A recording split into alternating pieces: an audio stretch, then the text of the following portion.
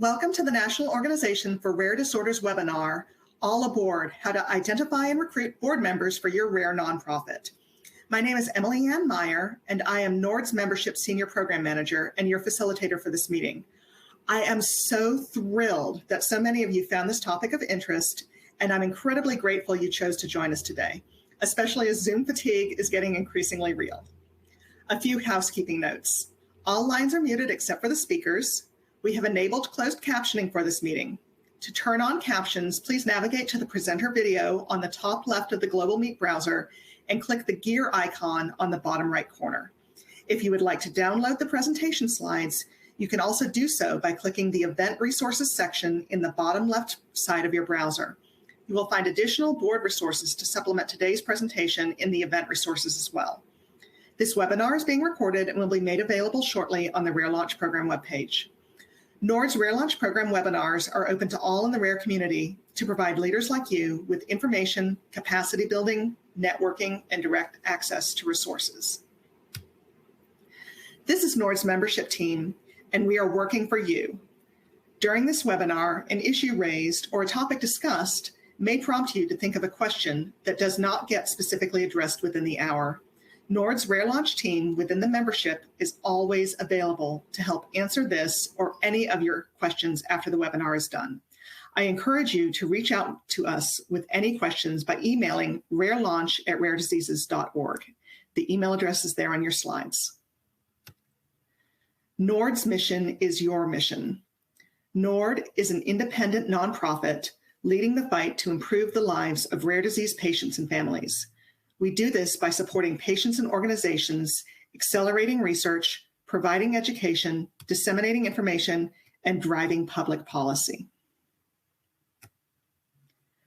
Two other quick announcements before we jump to the presentation. We are excited to announce that our RareLaunch courses on forming a foundation and research ready are now available for on-demand viewing on our RareLaunch website at learn.rarediseases.org. This URL right there on the slide. The RareLaunch lessons and resources are open to all. Just register when you first visit the website and sign up for a course to receive full access to all the content, including downloadable templates and guides. And we've also launched a new suite on diversity, equity, and inclusion to help build a diverse, equitable, and inclusive rare disease community. You can visit rarediseases.org/diversity-equity-inclusion/ to access these resources and toolkits to help you implement these practices within your organization. And now I'll turn it over to my colleague, Allie Crafton, to walk us through today's agenda. Thank you, Allie. Thank you, Emily Ann. So today, we will be following the agenda you see on the screen. We will start with our speakers' presentations and end the webinar with Q&A. How do you ask a question? On the Global Meet webinar browser, there is an Ask a Question button located on the left side of your window below the presenter video. To use it, click Ask a Question and type in your question and click Send. And now I'd like to introduce our presenters. Joanne D'Angelo, founder of the Perry Romberg Foundation, Sarita Edwards, founder of the EWE Foundation, and Michael Raymond, Executive Director of the Snyder Robinson Foundation. Before I turn the virtual microphone over to Joanne D'Angelo to begin our discussion about building your nonprofit board, I'd like to share some information about her background and experience. Joanne is the founder and chair of the Perry Romberg Foundation.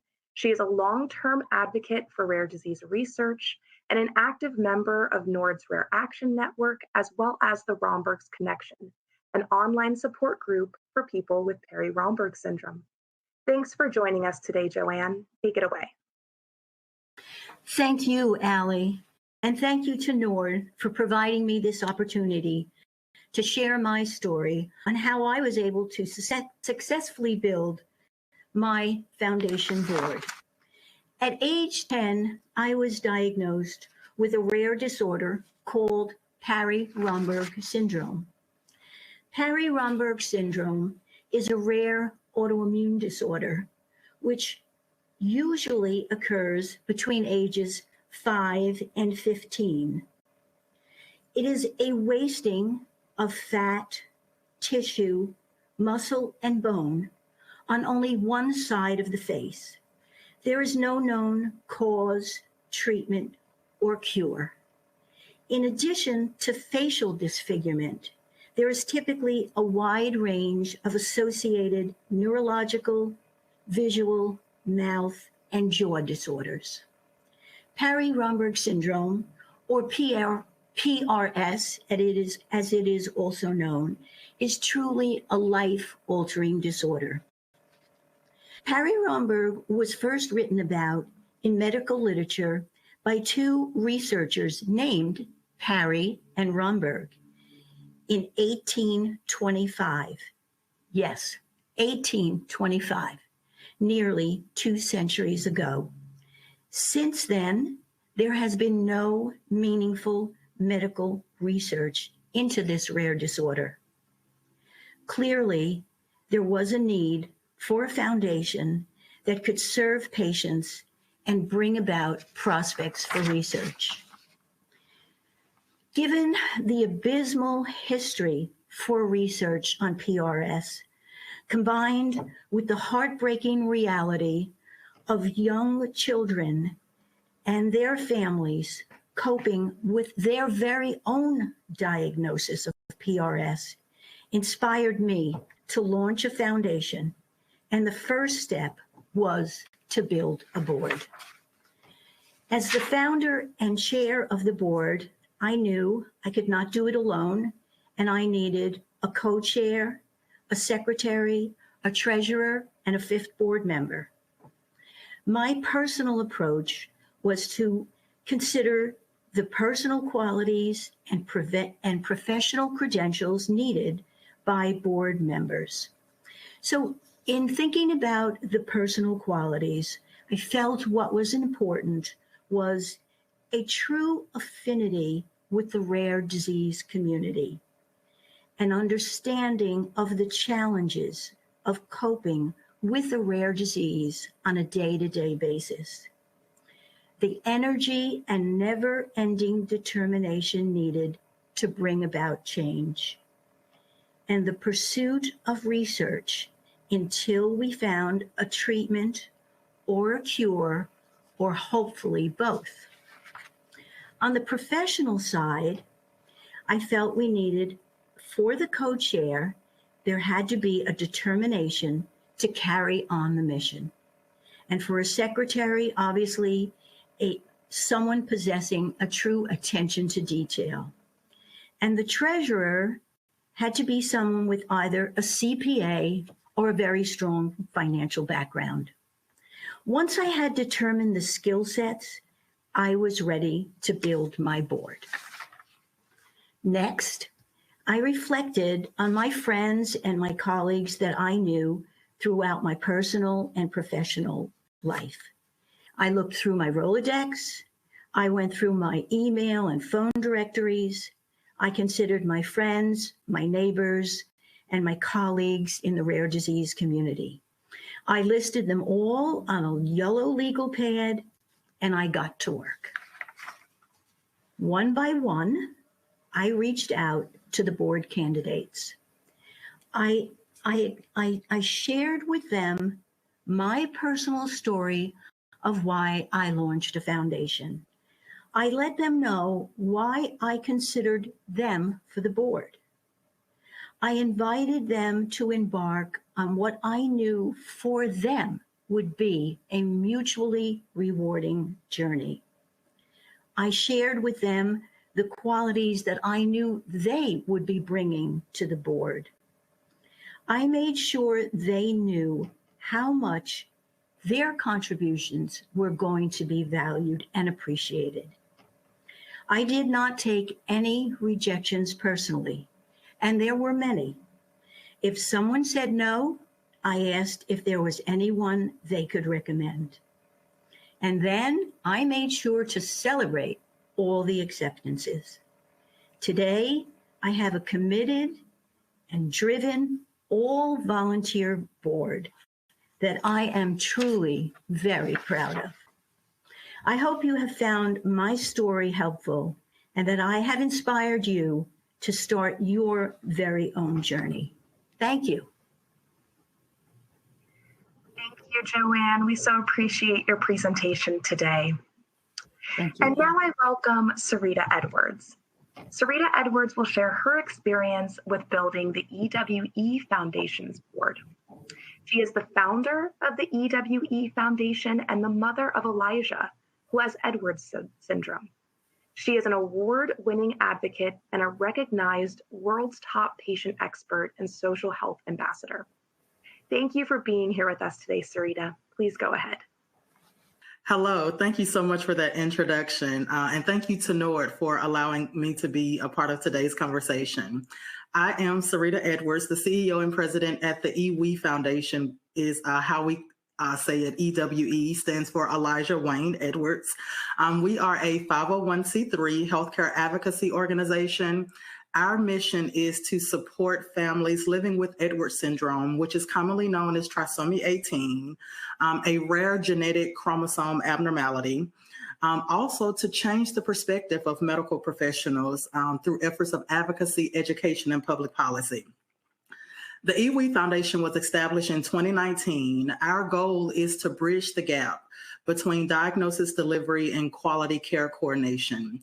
One of the things we knew we needed very early on was a vested board of directors. We knew that this initial board would sort of lay the foundation for the organization and the goals that we were wanting to put into place. We started with the people who were closest to us, people who knew our story, and people who knew our purpose and our why. We got a few no's, but we didn't let that deter us. We did end up securing 7 seats, which we thought was more than enough as a small organization. Once we started developing the actual framework of the board, we did lose 2 people, leaving us with 5 official board members. But again, we thought that was plenty.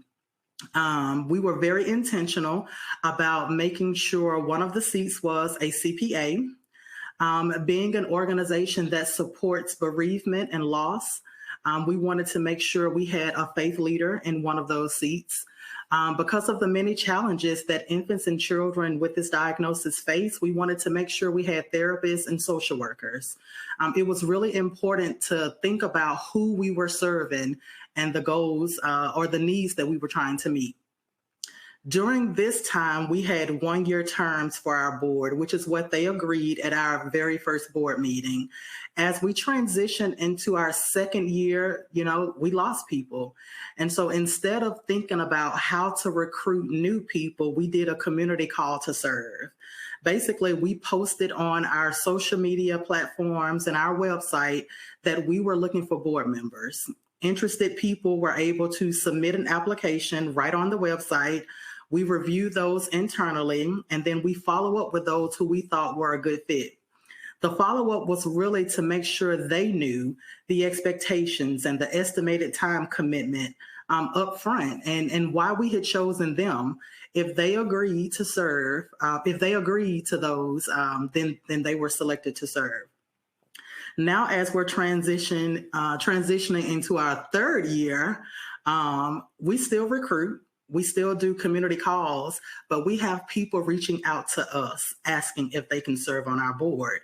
We're still very strategic and careful about our selection process. We have consistently stayed with 5 seats. Our bylaws say that we can have a minimum of 3 with a maximum of 7. So the past 3 years, we have just consistently stayed at 5. As we grow, we may change that. But again, as a small organization, we think 5 is plenty. We did modify our terms this past year from 1 year to 3 years. We found that, sometimes losing board members after 1 year slows down momentum a little bit. And so rather than start over every single year with someone new, our goal is to try to recruit for a 3-year term. Of course, at any time, if a board member feels that they are no longer a good fit or if they're unable to serve, they do have the option to resign. And likewise, if we feel that they are no longer a good fit or unable to serve, we have the right to dismiss them. We're still very intentional about the seats serving our mission. As our programs develop, for example, we make sure to seek out people who can complement those goals. And so I think the takeaways here are, before just randomly asking people to serve on your board, think about the organization's goals.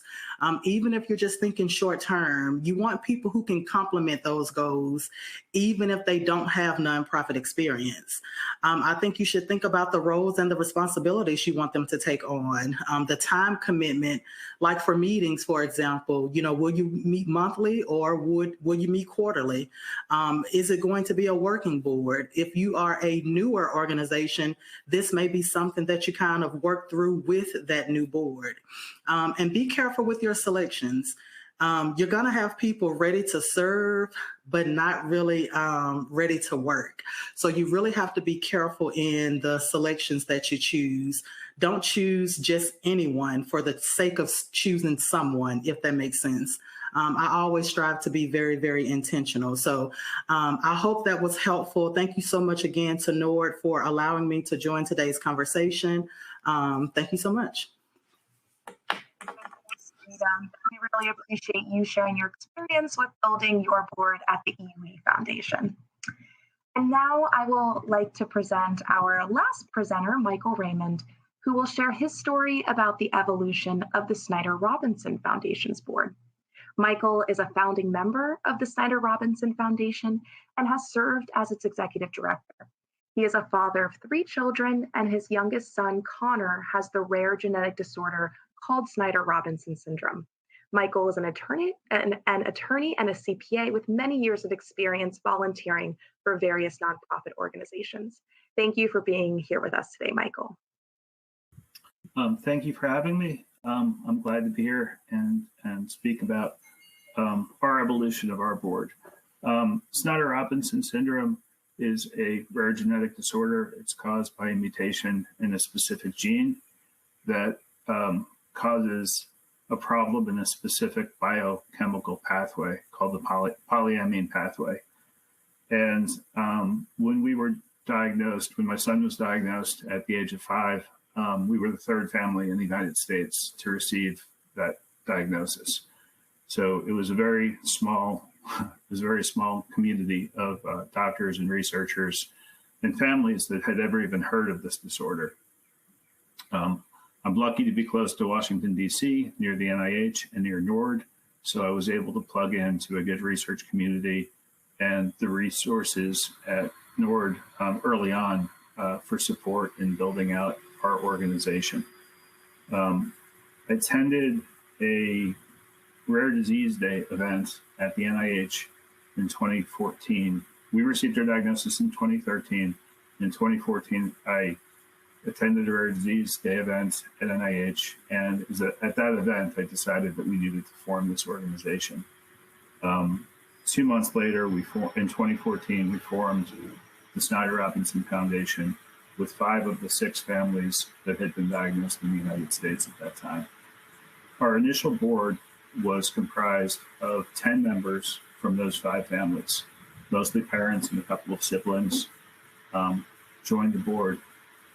And the reason for that was basically we felt like we were the ones who were the most heavily invested in advancing the research and finding a cure or a treatment for Snyder Robinson syndrome, and we would be the most motivated to work on it. And that phase of our organization lasted for 5 years, and it served us well. We had one family member who was a finance expert, and he was able to do all of our accounting for us. We had another member who was a research expert, and she was able to drive our research agenda and build the community of researchers and clinicians that would advise us. We had other families that participated in helping with events and with fundraising, and another family that helped us with all of our IT and tech needs for creating a website and social media and things of that nature.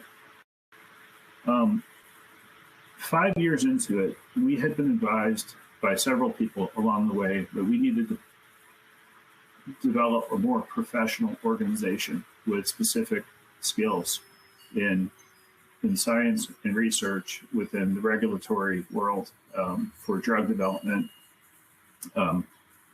And so what we did was at that point, we became a membership organization. We amended our articles of incorporation and bylaws so that we would retain our status as a patient-led organization, which was very important to us.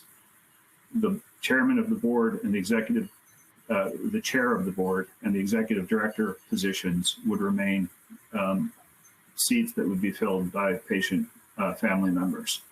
But the other seats were filled by a clinician who had treated children with Snyder-Robinson syndrome for 20 years. We had a regulatory expert who was knowledgeable about FDA procedures. We had a business expert who had worked on the software at the company that built the software for our natural history study. We had an intellectual property attorney who specialized in drug development and had a background in orphan drugs. All of these people brought specific expertise to our organization. We also had a researcher who was very knowledgeable about that biochemical pathway, the polyamine pathway. And he was a retired professor and a researcher who just had a wealth of knowledge about our specific disorder. So those people served on our board for the last couple of years, and they've each brought like tremendous value to the organization and helped us advance our research agenda. We're now at a point where we have realized that we need to move into the third phase. And a lot of this we have realized through the advice of advisors who we've met through NORD and CZI, the Rare is One cohort. And the phase we're now moving into is we will retain our status as a patient-led organization, but the board will have a primary purpose now of fundraising. We want a fundraising board. That's what we want our board to do. They will also perform the same governance that they have done before, but they're not really involved in the day-to-day decision-making about what research projects should be funded or, where we're going to have events or what's on the agenda for the conference. Their main function will be to perform the necessary governance and fiduciary responsibilities, but to go out and fundraise for the organization. Now, the folks that had previously served on the board from the families and from those professional disciplines will still continue with our organization, but they'll continue under a new structure, which will have an executive leadership team, which will perform all of the administrative functions of the organization, will continue to drive the mission and drive the agenda. But the Scientific and Medical Advisory Board will make all decisions concerning what the research agenda is going to be, what projects get funded, and how we move forward. And they will be informed by the Family Council. The Family Council will drive all of the events, the social media, the outreach to new families, event plannings, and things of that nature. But with this new structure, we can basically still utilize the volunteer efforts of everyone who wants to support our organization, but do it where they're all in a role that is best suited to their fit and focus, right? So I think that is how we have evolved as an organization, and I think it's going to work well for us going forward. So, thank you. Thank you so much, Michael. So we're going to wrap up our event today with a question and answer period during the time we have left. And I actually thought, if you don't mind, Michael, I would pose my first question to you because it's so interesting to hear how you have grown your board over the last few years to meet your various needs. Can you speak, how you recruited those professionals and now your plan of, how you are recruiting those more fundraising focused board members?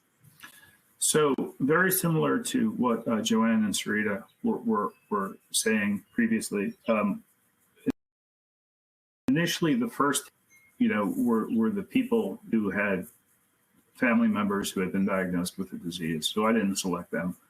Those people were placed in my path, and they have all been wonderful in collaborating together in a really, really nice way.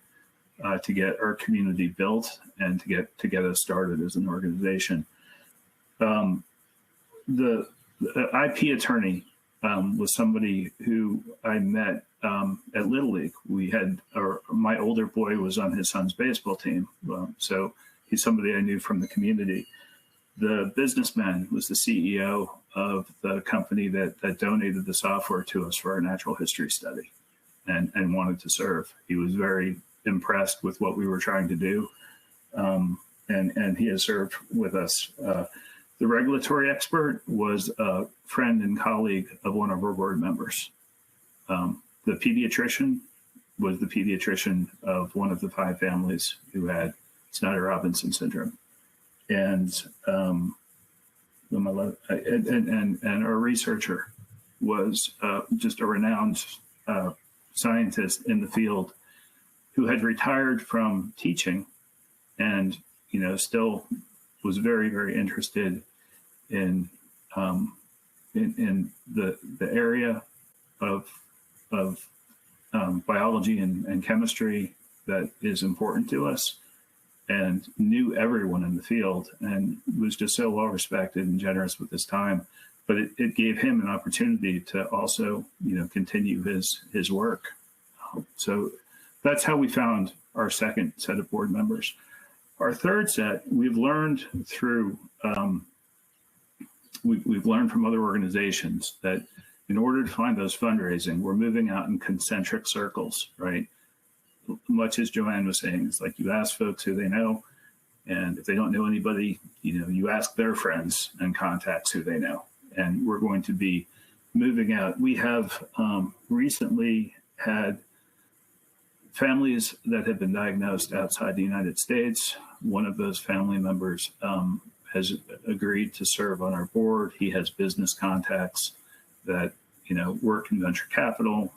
And I think that, he's the type of person that will help us to identify contacts that can serve on our board.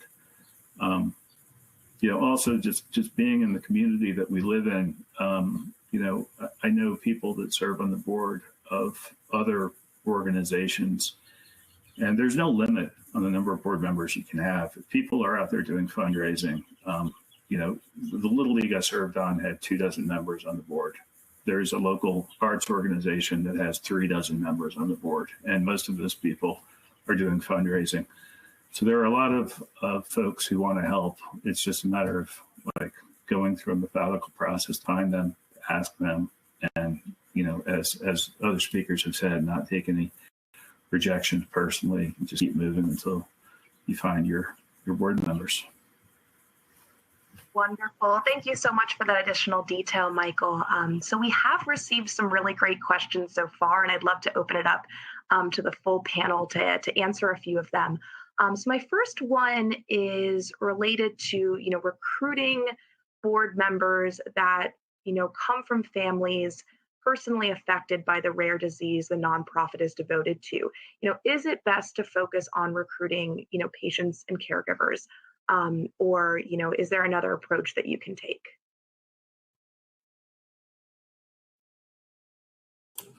I know specifically for our organization, we did not initially start with families because it was a space that we were new to. And so we had not at that time connected with anyone. So we started with the people who we knew, who we felt supported what we were going through. I do think it's a good idea to have families and that perspective and that input somewhere on your board. I think you still have to be very strategic because, I think sometimes even when the diagnosis is the same, the goals are not still. And so I think you still have to understand what the goals are for the person affected by the illness, if you're trying to bring that perspective. And I say that specifically because our diagnosis for Elijah, it has a high mortality rate. Only 5 to 10% of children born with this diagnosis will live past their first birthday. And so some families choose comfort care, and they don't want interventions. But Elijah just celebrated his 5th birthday. So for us, we're looking to pursue intervention, and we want to understand more about the diagnoses. And so we wouldn't be close to that family who chose something different. We would just make sure that they align with the goals that we have for the families that went our route. So I think you just really have to be strategic and make sure whomever it is, that their perspectives, though different, align with the overall goal of the organization.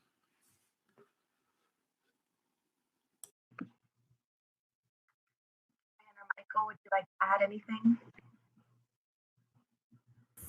Sure. I agree with what Sarita said about making sure that you have alignment.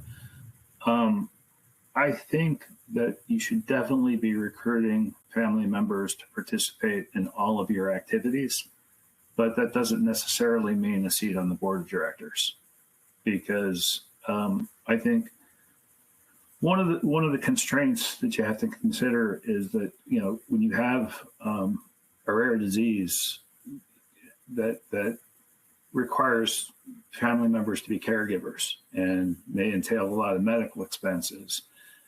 You know, a lot of folks are not in a position to really like spend a whole lot of time on the board, or they may not have like a desire to pursue research. Really, like the best thing family members can do for us is to participate in our natural history study. More than anything else, is participate in the natural history study. And if we get to a clinical trial, you know, consider participating in a clinical trial.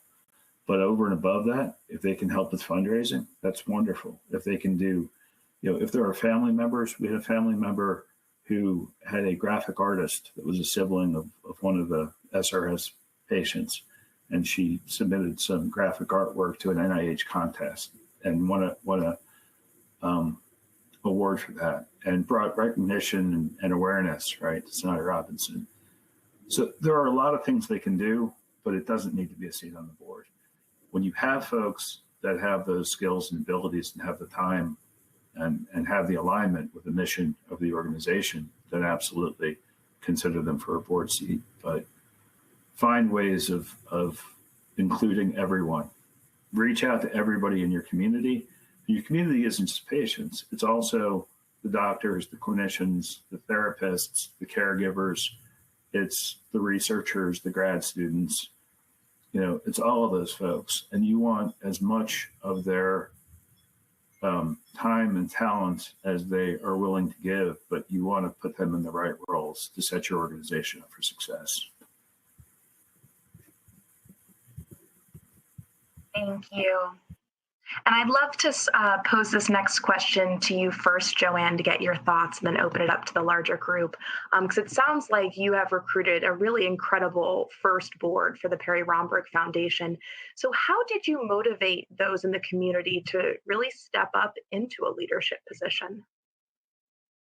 So thank you, Allie. And I just want to respond to the wonderful answers that Michael and Sarita gave, and I agree with really everything they said, and there was hardly anything I could add to it. So I'm glad you gave me a new question. You know, really what I found was that once I shared my story and my passion about the lack of fundraising and the lack of interest in the rare disorder and the length of time that had lapsed without any interest in this rare disorder, I really found that individuals were affected even hearing the story. And everyone was much more compassionate and responsive than I had ever expected. And I raised their awareness just about rare disorders in general and about my specific rare disorder. And I really went about it in the approach that I talked about in my presentation. And I really just said, take your time, investigate about rare disorders, investigate about this rare disorder, and come to your own decision about whether you want to be a part of this journey that we are going to take together. And that I really meant what I said when I told them that they would find as much gratification in taking on this challenge in so many ways, that in so many unexpected ways, and that they would find it as gratifying, and that people around the world and in the US are very, very supportive and really want to help. And I almost hardly had to inspire them. They were really self-inspired. I must say, I was really taken aback. And those are the individuals you want on your board, because if you have to inspire someone, they likely may not last. And, Sarita made a good point. If they just want to be on a board but don't want to do the work or have the passion or have the affinity for what it's like to have a rare disorder, they're not going to last. And you really want someone that's really as dedicated as you are. And so if you share your story and they have the same affinity as you do, you're going to end up with a successful board. So Michael or Sarita, I don't know if you want to add to that. And I agree with you 100%. I think for us, when it came to just really trying to engage that interest, a lot of the folks who we thought would be interested, physicians, they weren't. And, trisomy 18 is medically termed, is getting a little traction now. So it's a little different. Things are changing, but it's medically termed incompatible with life. So when speaking to physicians, we've had one that really just wasn't interested in serving on the board. They did reach out to me privately to say, they support the work and they remember going over Edwards syndrome in school, but they weren't ready to attach themselves to the cause. And we had another physician who was really baffled at Elijah's progress, but used language like, we don't want to give families false hope. So I think you really just have to, kind of like Miss Joanne was saying, you have to just share the story regardless and try to build that interest, because even though they weren't willing to serve, they saw the passion, they saw the drive, they saw the hunger, enough so they reached out privately with that feedback. So I think I get it from their perspective, just really trying to be careful with putting their hands on it. I understand just from that space, but for me, I'm looking for folks to help us drive the car. So I think you do have to just talk about it. I think you have to raise that awareness. You have to let people know why you're passionate about it. You have to let people know that even though medical science says is incompatible with life, we have a 5-year-old. And so we use those opportunities to show that though he may be a rare anomaly in how well he is doing with this diagnosis, because he's doing so well, we want to spark interest from people to help us move the needle toward just understanding more. And that's the whole purpose of the foundation. So I agree 100% with what she said. You just have to talk about it and share your why with more and more people, as many people as you can.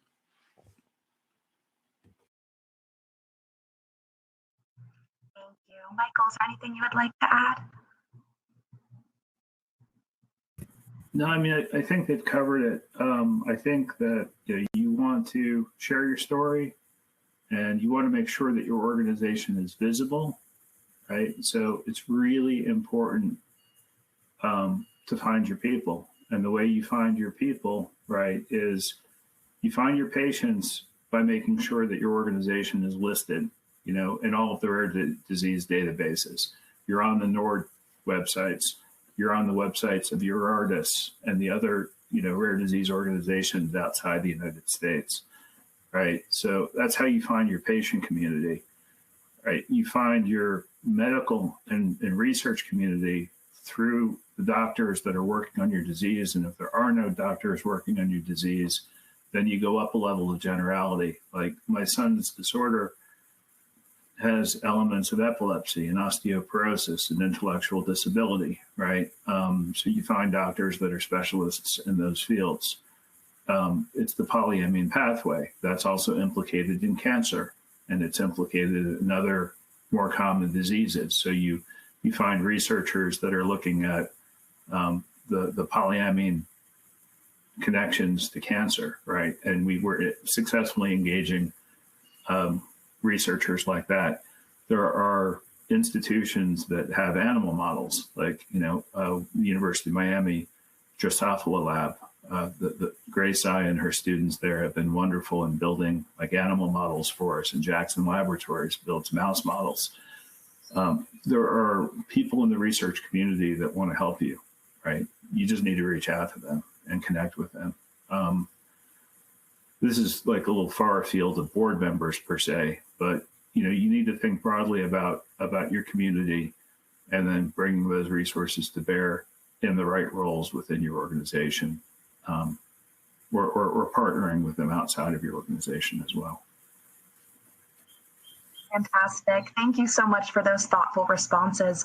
And I wanted to speak to something that you had mentioned, Sarita, especially as you had this first board that their term was a year long, and it sounded like you faced difficulties and challenges with, onboarding and bringing on new board members and having that transition and that succession.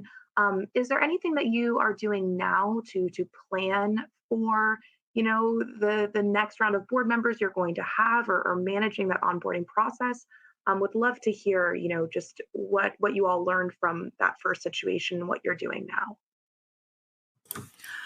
So aside from just extending the board term, we're really just being very hyper focused on making sure those that we recruit understand the why behind a 3-year term. One of the challenges that we faced was right at that 1-year mark. You're transitioning into a new board year. You're transitioning into your new calendar year for your organization, whether it be fiscal or just regular calendar year. And so we were faced with we were trying to plan a gala.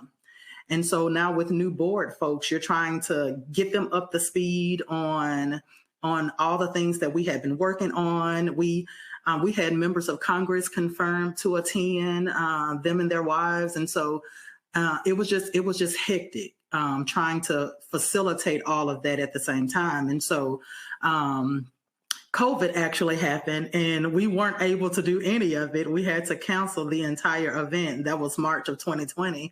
But because of how chaotic it was trying to navigate recruitment of board members, onboarding them, and still trying to implement and strategize the plans and the programs that we had already started developing, it was just a lot.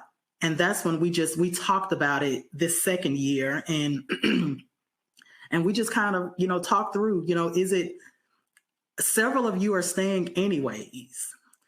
Is it beneficial to just extend the term, but create an opportunity for, if at that 1-year mark, a board member is ready to pass their seat on and transition off the board, that's okay. And so that was the route that we took. So we really just tried to make sure we're very, very clear about the why behind the 3-year term. We tossed around, some other numbers, but 3 seemed reasonable. And so far, nobody's been resistant or hesitant to that number. So we just try to be very, very upfront. Wonderful. Thanks, Sarita. And I guess my last question I'll pose to you all today is really in that spirit of succession planning and, knowing that you'll probably have board members who need to rotate off either before or at the end of their term. Are you recruiting for your board, all year round? Like, do you have a bench of potential players that may be people you want to call upon in the future? Or are you, how are you preparing for what that next stage of your board looks like, if you are at all? I'll speak to something Michael said that we started thinking about. And again, we're just shy of 3 years old. But something that Michael said, when he was talking about looking at some of those underlying conditions for support, that was something that we weren't initially doing, excuse me, but something that we've started to talk about as we move forward and plan for the future. Rather than just look at just trisomy 18, we look at all the other underlying medical conditions associated with the diagnosis, and we're targeting those folks. And so when he was speaking about looking at that, but then look at, his example was epilepsy. So for us, one of those underlying conditions is heart failure and heart condition. So now you've got to focus on a cardiologist, and kidney disease and liver issues. And so I think we've broadened who we are willing to go talk to. And I think that's how we're planning for the future. Just understanding that it's okay to plan ahead. In terms of board seats, we will recruit all year and have like that wait list, if you will, of players and stakeholders who may be interested, especially if somebody, life happens, if they can no longer serve, you still want to have someone ready to fill that spot if able. And of course, if not, you keep things moving until you can get somebody in place. And so, but I think it's important to continually try to evolve your board. Even if a seat isn't open, you should still be trying to grow and plan ahead for what's to come next.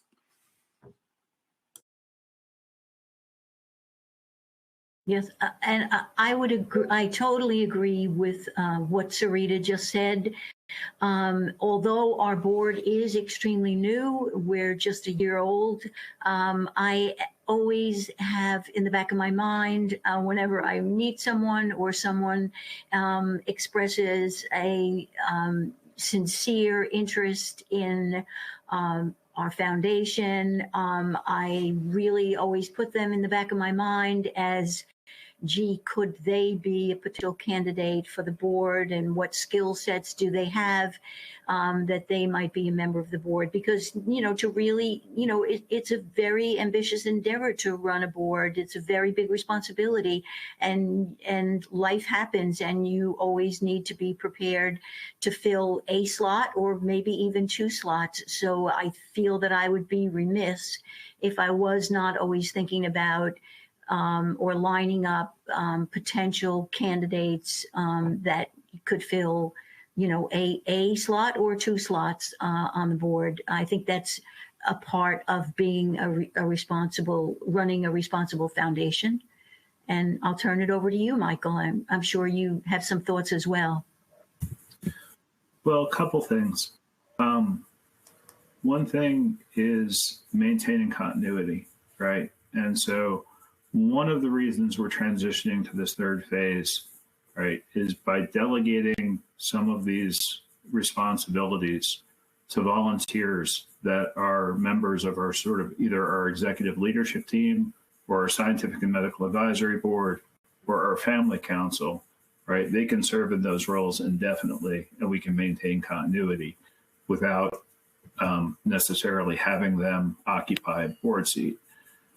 The second thing is I like the 3-year term. I think a 3-year term is fairly standard, and it's good. Something to add to that is to stagger those terms. So you have Class A, Class B, Class 3, right? So if you have 7 board members, you only would have 2 or 3 of them rotating off in any given year. So you maintain most of your board at the same time. And the third thing is, as I said before, if somebody wants to help us, if they're aligned with our mission and they have skills and time and energy to help us, we're going to find a way to put them to work, right, immediately, and keep them engaged, hopefully as long as we can, to move our organization forward. And I don't think that there's anything really magic about like occupying a board seat to do that. You can serve from that seat, or you can serve in any number of other roles within the organization. But if folks are aligned with our mission and want to help us, we welcome their help, and we'll put them to work. Thank you for so many thoughtful responses to the questions that we have received. That is all the time that we have today. And so I would like to bring this webinar to a close by thanking all of our speakers for being with us today and for sharing their guidance and best practices when recruiting board members. Thank you also to everyone on the webinar for joining us. We are here to support you as you build and grow your nonprofit organization. Have a nice day.